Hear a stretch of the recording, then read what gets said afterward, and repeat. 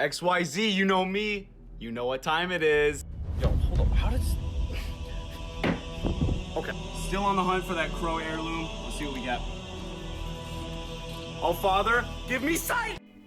Happy hump day. It's Velasquez. I used to make TikToks. I still kind of want to make TikToks. Haven't in a while. Kind of miss it. Miss you guys. Wait, you don't know who I am. That's about all the intro I'm going to do. But in spite of that, or in light of that, we're here to talk about wanting to get back into something or wanting to pursue something that you've been putting off for a while. Doesn't matter what it is. You might want to be a professional dog walker, professional pooper. Throw the whole argument of not doing it for money out of the way. Just continue to do what you want to do for the love of it. Does it really matter what you pursue? Well, okay, I guess it does matter what you pursue, so long as it's going to give you value and other skills in return. Whatever it is that you were choosing to do your independent study on. Notice how I said study. You're not just going to collect a bunch of like streaming gear or tech reviewing gear just for the sake of like owning it. That's not going to do anyone any good. Let me correct myself on the money making part.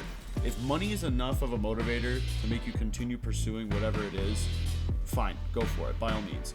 You just have to be realistic about what you'll get in return, because it's not going to be a lot. Look for something else that'll give you just as much value and in a shorter amount of time. The fact that you'll likely make new friends trying to learn this new skill, and it'll be a new life experience if you're going to pick up things along the way. Those are just as valuable when you're trying to build something new. Because what you're doing is building a business. You're not creating art. We're not artists here, so get that out of your head, because if you think about it like that, you're just going to run yourself down a train of entitlement and thinking that you deserve a certain amount of attention or a certain amount of success because of what you created in like a couple hours on a certain day. Like, things take time to develop. Your first t-shirt that you make is gonna be shit. It's gonna look like garbage. Just like the first Nike ID shoe that I made looked like light up Skechers. It was dog shit. Like, I made fun of for it. The first few things that you create are not gonna be up to par. That's just the way it is. But completing them and trying to build on every project that you complete is all you can ask for. And for the record, if you are going into the space where you're gonna be utilizing a lot of social media, let the haters come through. Let it happen. You can just farm the comments. It's honestly a lot better. It's easier to get people to hate on you at first than it is for people to support you. It's kind of dark, but it is the way it is.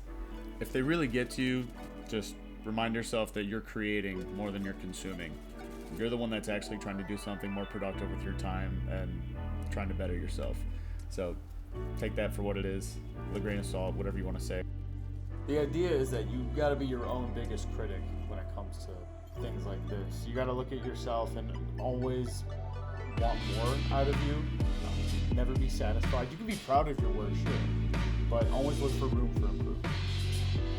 Also, you don't have to take advice from people you don't really trust. You know, maybe if you've made a friend that's done content in the past or is doing it with you, that's a really fun way to get started on content. Find a buddy that is, you know, maybe similar skill level, similar personality, plays games with you and you vibe with.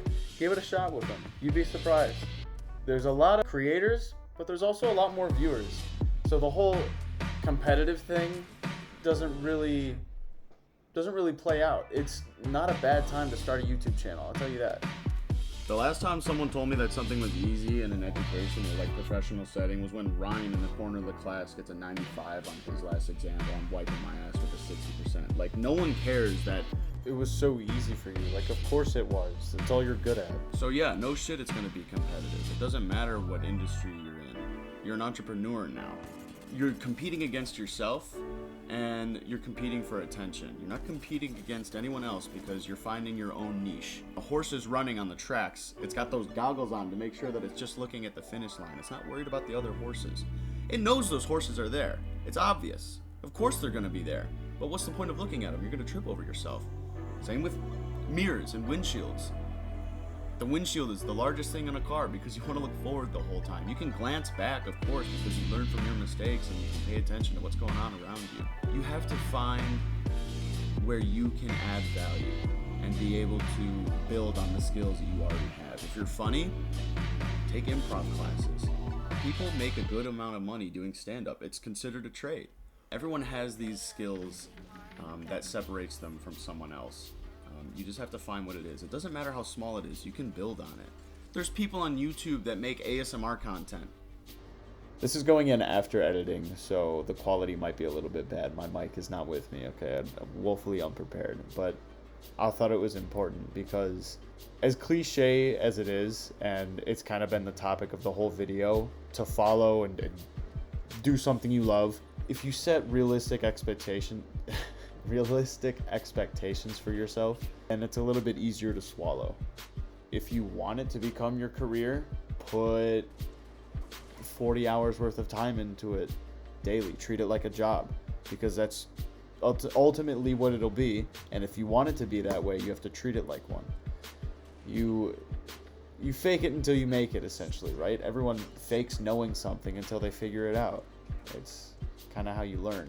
Just set realistic expectations and you won't fall flat on your face and get burnt out. Follow whatever passion it is. It doesn't matter. You can make money doing ridiculous stuff. Insane stuff.